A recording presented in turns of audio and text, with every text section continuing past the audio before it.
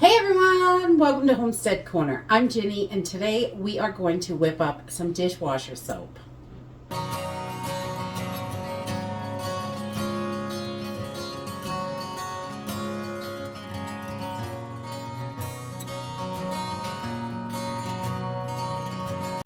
So with the prices of everything rising, we are doing more and more DIYs, as many as we can, to save money where we can, so we can still make ends meet. It's getting increasingly difficult. So this is one of the things that we have found that works really well on the dishes in the dishwasher, and it is really simple and basic ingredients. We're only going to put 4 ingredients in it. There's no question what's there, which the stuff at the grocery store, you don't know what's in that stuff. There's all kinds of weird names of chemicals and whatever, but this is going to just be all natural and easy. It's really simple and we can put it together in minutes. So we are just going to use some borax, washing soda, citric acid, and salt. That's it. So let's go ahead and get started. I just love these simple DIYs because they are money savers. They really don't take long at all. And we're just about out. I got just a drop left in there of the dishwasher soap. And I'm going to make it right in a quart size mason jar. This makes about 3 cups. And you only use a tablespoon or 2 at a time. So it really goes a super long way. This usually lasts us all month. Even with 6 people, we run the dishwasher quite a bit. And so we just use this and it works great. The dishes come out nice and sparkly clean. So I'm going to use 1 cup of our borax. And if you make your own laundry soap, you probably already have this at home.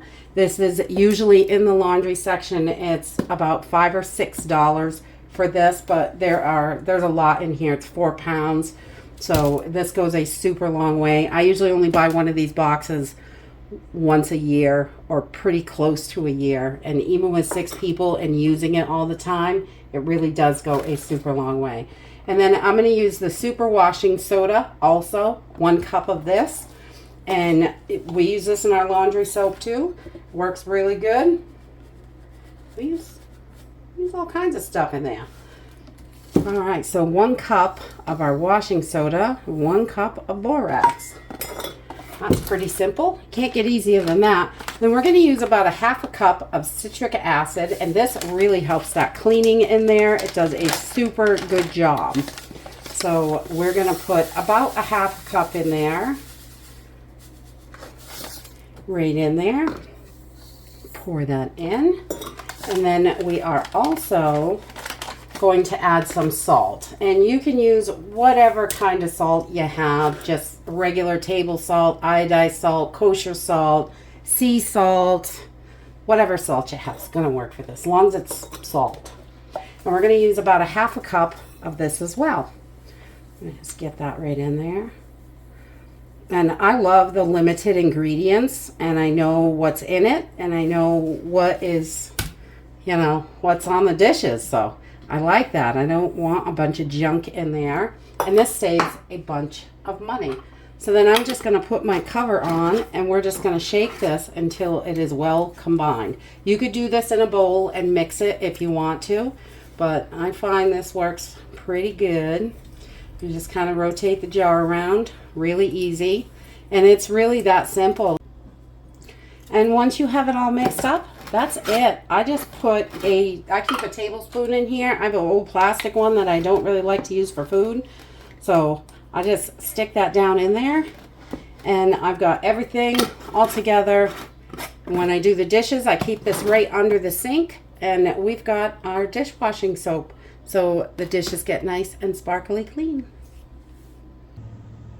And that's it. You've got your dishwashing soap. I keep the spoon in there if you have an extra tablespoon kicking around. It is handy. so you don't have to look for it when you're doing the dishes, and you can just pop it right in. I like to use a one-piece lid on my mason jar. You can use any jar for this. If you've got an old mayonnaise jar or whatever, that's going to work perfectly. Wide mouth is a little better, so you can get your hand in there if you need to. So the bigger the mouth, the easier it's going to be.